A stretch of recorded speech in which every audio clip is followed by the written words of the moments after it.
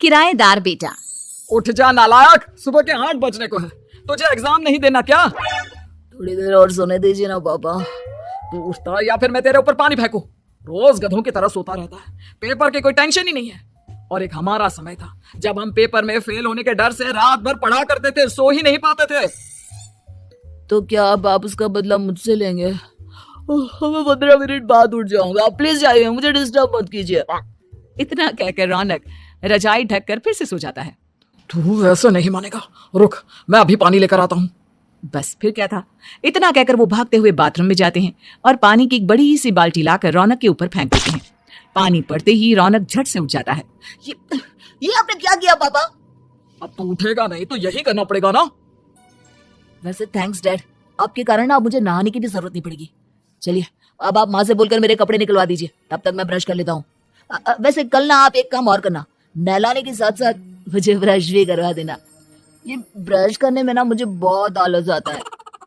रौनक की बातों से अरविंद का मुंह खुला का खुला रह जाता है। वो अपनी पत्नी कमला के पास जाता है और रौनक की हरकतों के बारे में बताता है, जिसे सुन उसकी पत्नी हंसने लगती है। तुम अपने बेटे को समझाने के बजाय हंस रही हो। रौनक बच्चा है, धीरे धीरे सुधर जाएगा, आप क्यों उसके पीछे पड़े रहते हो? अभी नहीं सुधरेगा तो कब सुधरेगा? 10वीं क्लास में है रौनक, वो अब कोई बच्चा नहीं रहा। अरविंद की इतना बोलते ही वहाँ रौनक भी आ जाता है। क्या डैड, मैंने आपको एक काम दिया था, वो भी नहीं हुआ आपसे। अरे क्या हुआ बेटा? माँ, मैंने डैड से बोला था कि वो आपको बोलकर मेरे स्कूल की यूनिफॉर्म निकाल दे, लेकिन मेरे पीछे पड़ने के अलावा इनसे एक काम ढंग से नहीं होता। देख रही हो कमला, देख रही हो अपने लाडले को? अरे आप चुप रहिए जी। चलो बेटा, मैं तुम्हें कपड़े निकाल कर दे देती हूँ बस। ऐसे ही साल पर साल बीतते जाते हैं, लेकिन रौनक के रवैये में कोई बदलाव नहीं आता। वो पहले से भी ज्यादा आलसी और पूरी तरह अपने माता पिता पर निर्भर हो जाता है।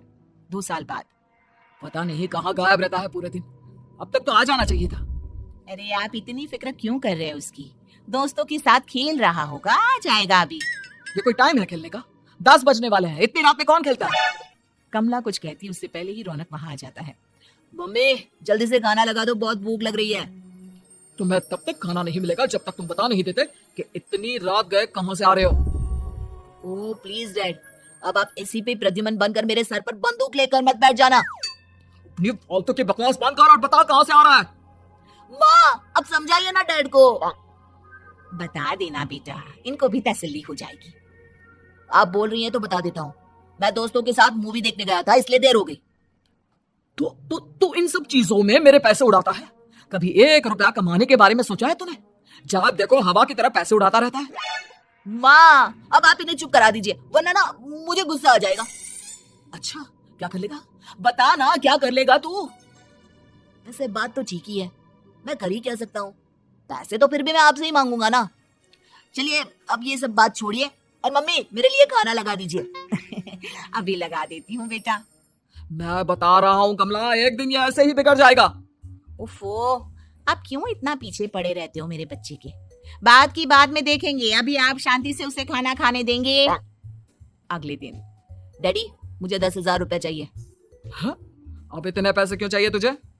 डैड अब बिना सवाल किए कभी पैसे नहीं दे सकते क्या? जब तक तू बताएगा नहीं तुझे पैसे भी नहीं मिलेंगे। अरे अब आप अपने बेटे को पैसे भी नहीं दे सकते? नालायक, तेरी उम्र के लोग नौकरी करते हैं और एक तू है जो नौकरी करने का नाम ही नहीं लेता कभी। आप लोगों के होते हुए भला मैं नौकरी क्यों करूं? अरे हम कब तक पैसे देंगे तुझे? तुझे भी तो अपने पैरों पर खड़ा होना होगा ना।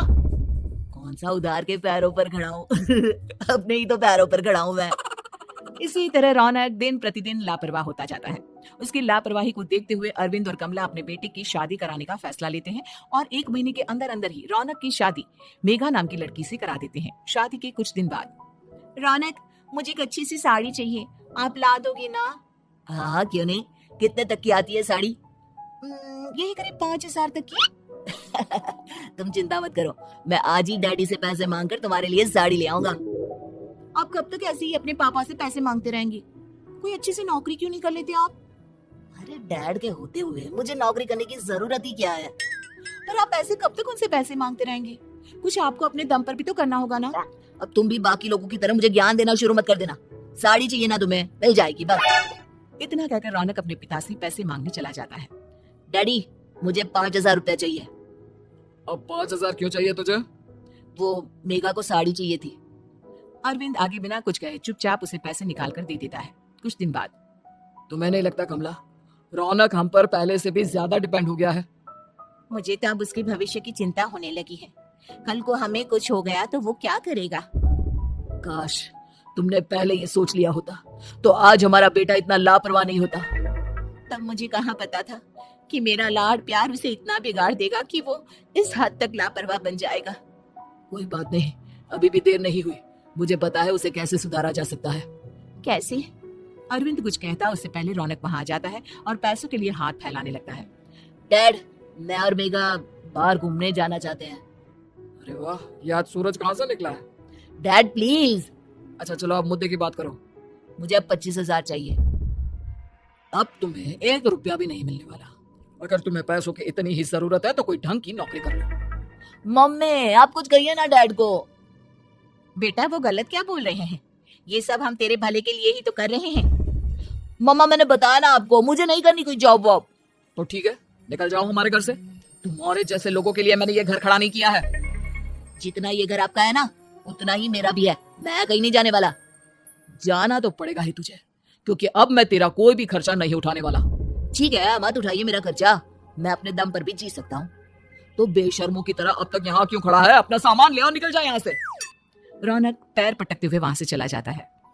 घर से निकालना जरूरी है क्या उसे? बिना पैसों के कौन रखेगा उसे किराए पर? अगर उसका भविष्य सुधारना है तो हमें अपने दिल पर पत्थर रखकर ये कदम उठाना ही होगा। दोनों बात कर रहे होते हैं कि रौनक अपनी पत्नी के साथ एक बड़ा सा बैग लेकर घर से निकल जाता है, लेकिन घर से बाहर उसे कोई भी मुफ्त में अपने घर किराए पर नहीं रखता। अंत में थक हार कर वो फिर से अपने घर चला जाता है। क्या हुआ? थोड़ी देर पहले तो दहाड़ते हुए घर से निकला था, अब क्या हुआ? नहीं रखा ना किसी ने तुझे किराए पर? डैड प्लीज, मैं कुछ दिनों में कोई अच्छी सी नौकरी शुरू कर दूंगा। आप तब तक तो हमें रख लीजिए प्लीज। सुबह से रात हो चुकी है लेकिन कोई हमें रखने को राजी नहीं है। अब आप ही बताइए, इतनी रात को मैं मेघा को लेकर कहाँ जाऊंगा? ठीक है ठीक है, बहू की वजह से मैं तुझे घर पर रख रहा हूँ, लेकिन तू इस घर में एक बेटे की नहीं बल्कि एक किराएदार की हैसियत से रहेगा। 3 महीने है तेरे पास। इन 3 महीनों के अंदर अंदर मुझे तेरी पहली तनख्वाह हाथ में चाहिए, समझ गया? पक्का डैड, इन 3 महीनों के अंदर अंदर तो कोई बढ़िया सी नौकरी ढूंढ ही लूंगा मैं। ऐसे ही धीरे धीरे समय बीतने लगता है और अरविंद के दिए 3 महीनों में से 2 महीने बीत चुके होते हैं। पापा जी ने हमें 3 महीने दिए थे, जिसमें से 2 महीने तो बीत चुके हैं। अब ये आखिरी महीना बचा है। अरे तुम चिंता मत करो, आज मेरा ना 2 जगह इंटरव्यू है, दोनों में से कहीं ना कहीं तो जॉब लगी जाएगी।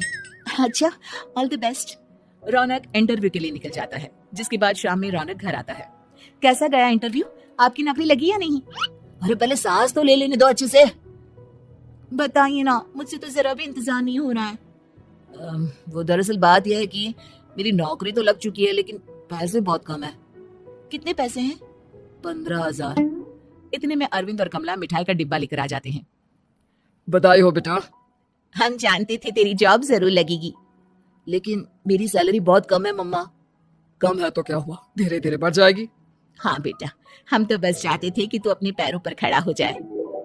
मतलब अब आप मुझे घर से नहीं निकालेंगे? नहीं, ये सब हमने तुझे जिम्मेदार इंसान बनाने के लिए किया था। Thank you mummy papa.